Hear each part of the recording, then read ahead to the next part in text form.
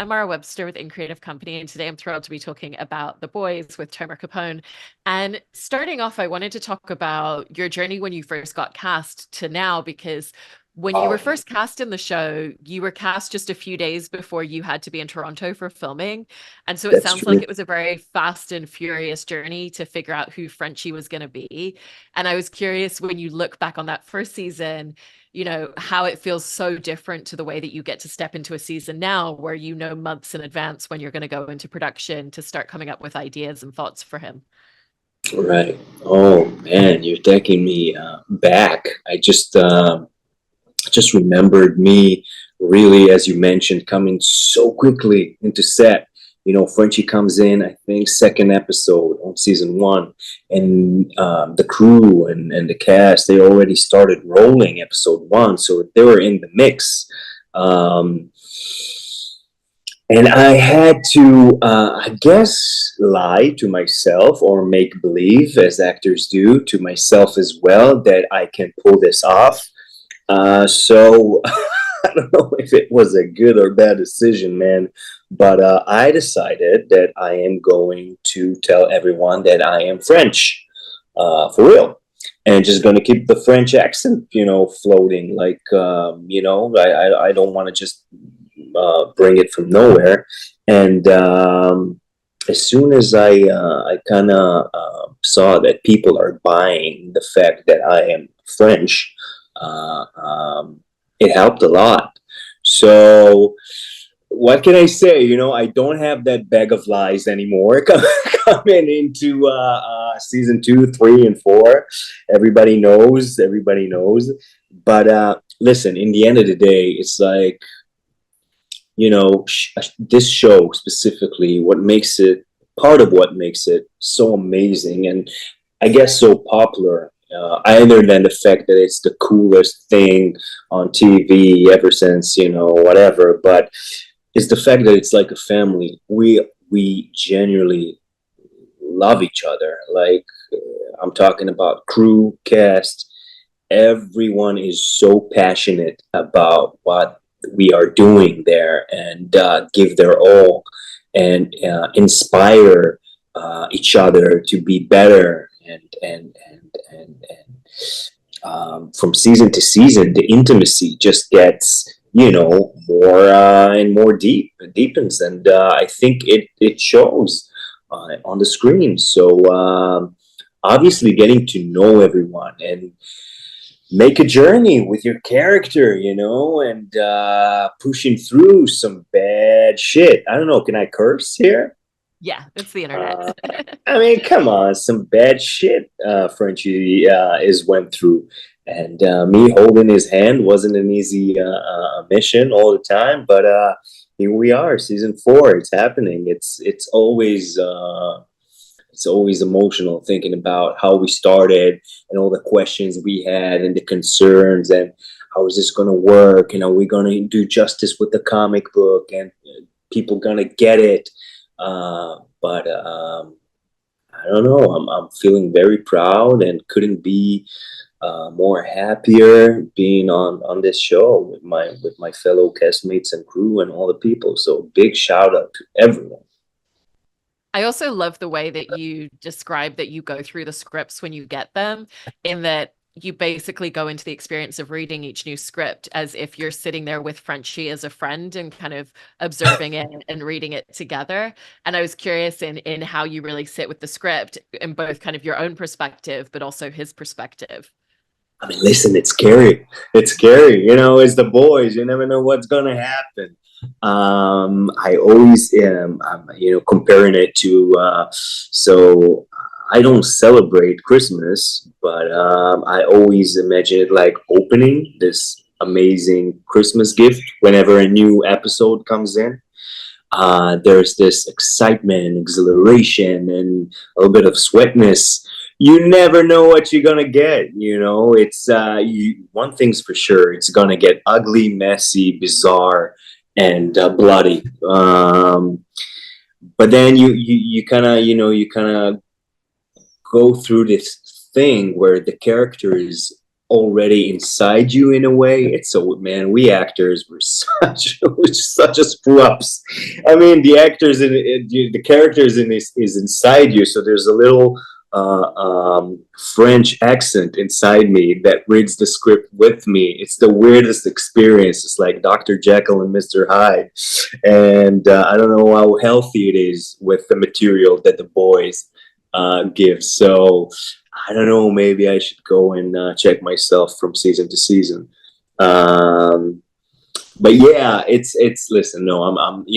Again, it's like having this instinct of knowing the character and finding out new things about it in prior seasons, and then reading a new season and see how our amazing, writer's room is actually giving you a glimpse of new sides to the character, and for an actor, getting those backup stories and getting those origin stories for the character is like new, toys for your playground, basically. And you just that's cool, and you just it makes the character a lot more whole and alive, and something to stick your teeth in. So it's exciting every time. It's so wonderful. And you've talked as well previously about how a lot of work with Frenchie is finding him from the outside in, and that his Yeah. look and feel as a character is very important. And I know that you send ideas to the creative team and to the costume team, and even just him wearing crop tops came from them giving you a shirt to wear, and you kind of like standing there and like taking scissors to it. And so for Yeah. season 4, what were some of the ideas and thoughts that you were resonating with, or that you really had for him this season? I mean, wow, that's a beautiful question, and thank you for asking that. Season 4, I think the first thing is, I said to myself is, wow, it's the first time that Frenchie is not being, no one is chasing him. He's not underground.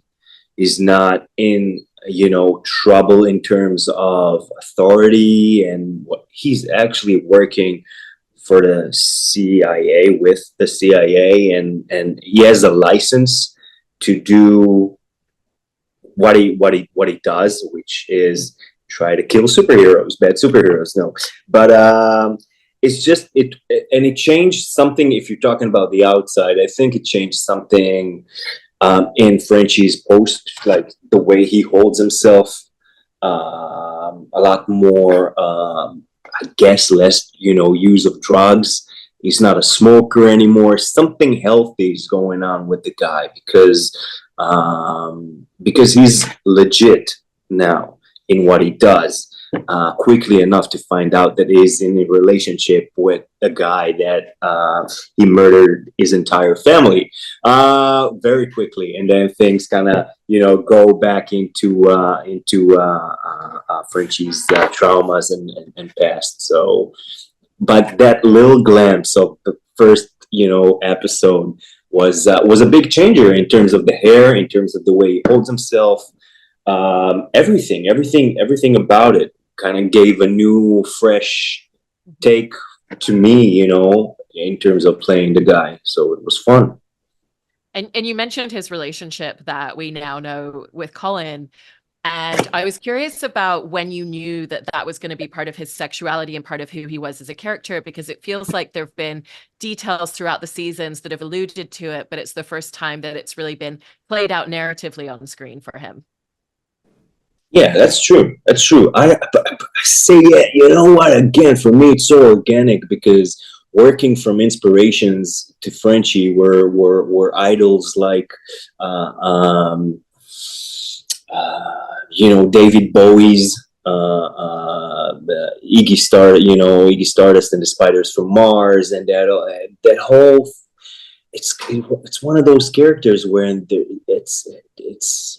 I don't think I could like give him a straight answer to what he is spiritually, sexually, where he comes from exactly. And it's one of the things I actually took from the comic book. It's a funny thing. You talked about starting the show and meeting the character for the first time. I remember going through the comic book because in the end of the day, you have to respect that. That's the source material.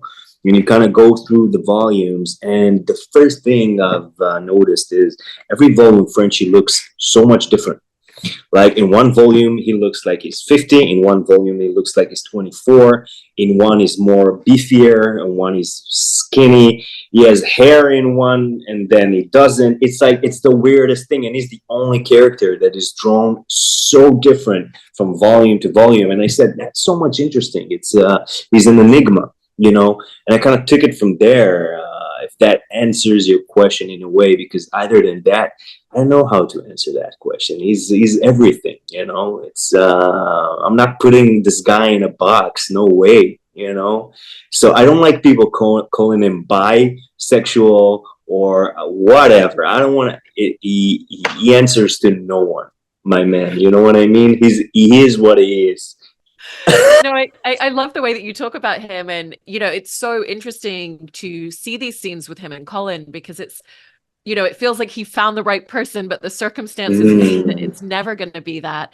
And so when he has that moment where he tells Colin the truth about having killed his family, for you, what did you feel like had been leading up to it? Did you think it was something that he'd almost said 100 times, or it was just like he finally reached the tipping point? I think it's a fire dance in terms of Frenchie. He tries to dance around his traumas. He tries to dance around, go on a thin line of in a way he wants to be exposed. He wants to be peeled off. He wants people to see him naked with his traumas, with everything he's done. He wants people to blame him. He wants to basically get punished, and you know, even going more forward, I don't know when is this going to be aired, but you know, Frenchie eventually turns himself in, and I think one of the biggest reasons for him turning himself in is he knows if it's not that, he probably will, you know, kill himself.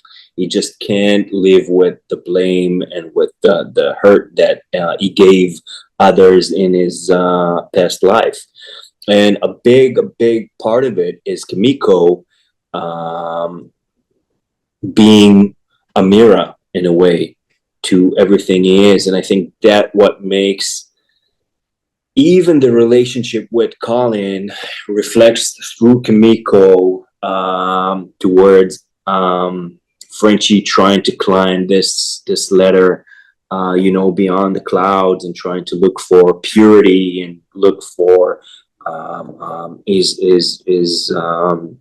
inner soul before life beat him up so badly. He's a tragic character, you know, and Kimiko. So that's where we at right now. I mean, as you're saying that, I was curious if you kind of view both his relationship with Kimiko and with Colin as representing him as someone who really just struggles to believe that he deserves any love in life, even though it's something that he clearly wants so much. That's beautiful. I just want to leave it at that. I mean, you just, you know, you answered your own question. It's there. Listen, it goes without saying, but everybody knows Kimiko and Frenchie are at the heart of the show. This is a very high volume TV show packed with so much action, special effects, you know, horror, gore, blood. The music is very loud. And then you get these two, and those scenes are like the quietest, you know, most intimate, most heartbreaking or heart-filling of the show. And then, you know, it goes without saying that Frenchie is a character that is wholehearted, and that's what he looks for. He looks for love. You know, that's what he needs to feel loved, and he needs to love. And he has to go through 7 steps of hell to get there, but it is what it is. I mean, so that's definitely something that points me with playing the dude. Like his mission in life is the purity of love and what he is. And seriously, I mean, in the end, it's the strongest energy that Mother Nature has created. on this planet. The only healing energy I think is, inevitably can redeem you is love. So that's what I love about his story, and Kimiko and Colin and all that. It's a kind of, how do you, and what is self love? How do you love someone? Can you give love without loving yourself? And all those kind of interesting questions. It's simple, but it's the hardest. And even with the idea of what you were talking about just a moment ago, where he kind of feels like he deserves to be punished in a lot of ways, and he knows that no one can punish him as much as he deserves. Was Mm. that part of why, when he tells Colin the truth and Colin starts to physically attack him, it was so important for him to not retaliate at all, and just to lay there and be like, whatever you need to do right now? Yeah, for me as an actor, listen, when we shot that scene, it was very emotional for me. Very emotional. Meaning that, again, walking this path with my character, I remember shooting that scene and remembering all the flashes of the things we did with Frenchie, in terms of his flashbacks with Mallory, with her grandchildren, and Lamplighter, and that whole story, the blame, and then Lil Nina and all those people he killed, and the way she described what he'd done for her. So I went through this spiral of traumas with the character. Again, people, I need help. But it was interesting. It's a very fulfilling and very cool thing to have a chance. I never did such a long run with a character before Frenchie, and it's a thing. It's interesting. I'm still exploring it. It's again, therapy.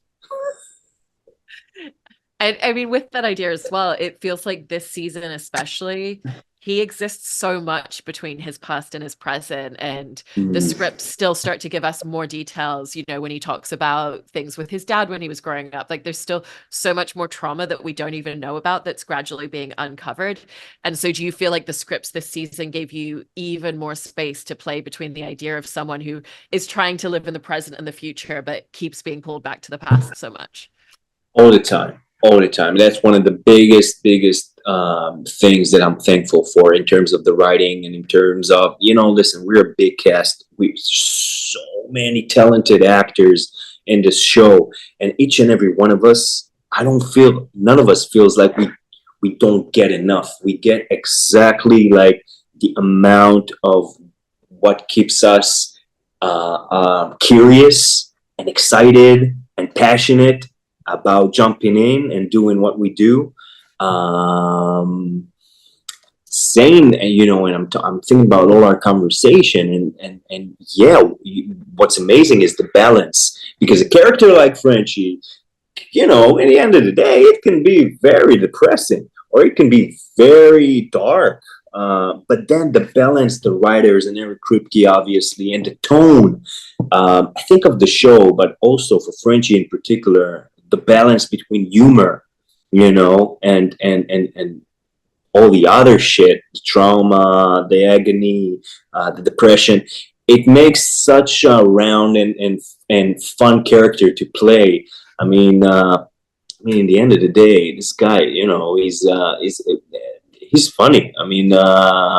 Let's not forget that. So I love the humor that comes into it, and seeing how we go from season to season in terms of the writing, answering your question deeper and more interesting. They never forget to that part of Frenchie, which is the French part, the funny part, the wacko, the weirdo, the outsider, Yeah.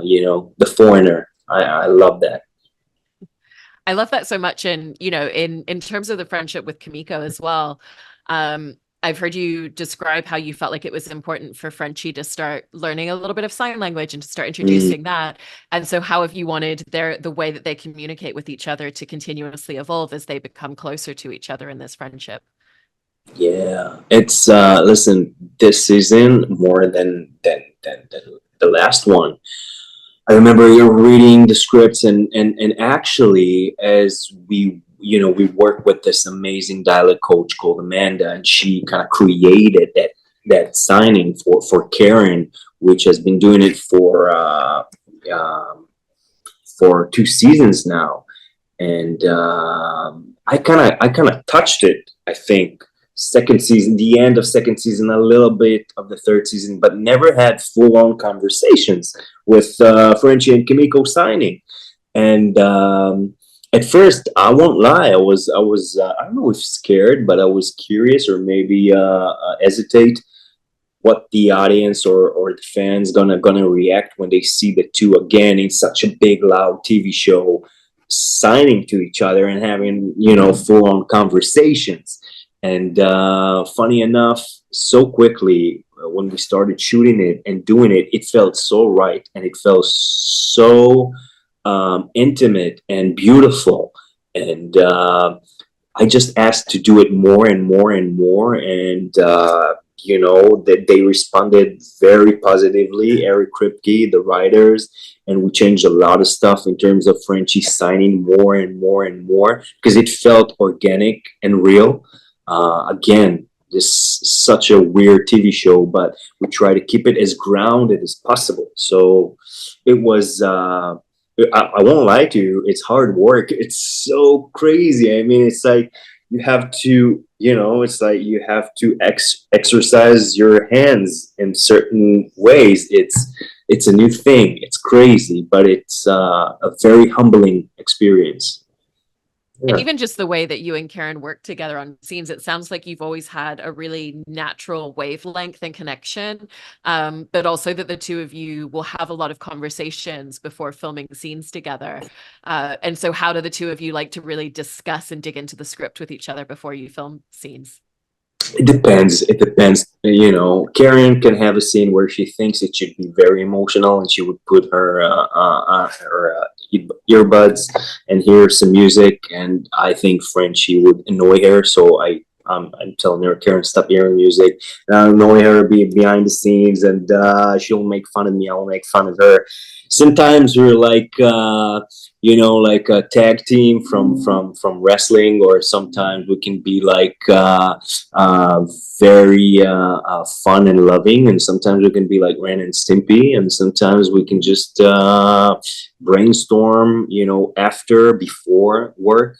But we take it very seriously, and we definitely know that fans love this duo, and we are protecting them with our finest imagination and loving and talent. So.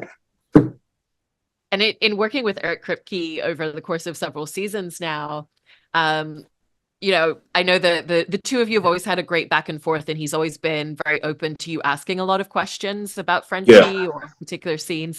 Do you still feel like you ask him as many as you did in season one, or do you feel like that's changed and shifted a little bit because he also now knows what you're going to bring to the character? He's the first guy you send an email to. He's the last guy you send an email to. He's the first guy that will answer you straight and fast and to the point. And in the end of the day, in the end of the world, it's not the end of the world yet. In the end of the day, when we do a TV show, it's like the showrunner. In a way, he's the god. You know what I mean? In terms of, he's the one you go like, God, why does my character have to be this way? And he will get, hopefully you will get the most amazing answer and go with the blessing and be successful. But again, taking it to this season, listen, it's so on point and it's so fresh that I remember us shooting one of the episodes, I think the farm episode 5, the one who's going to come up this week, right?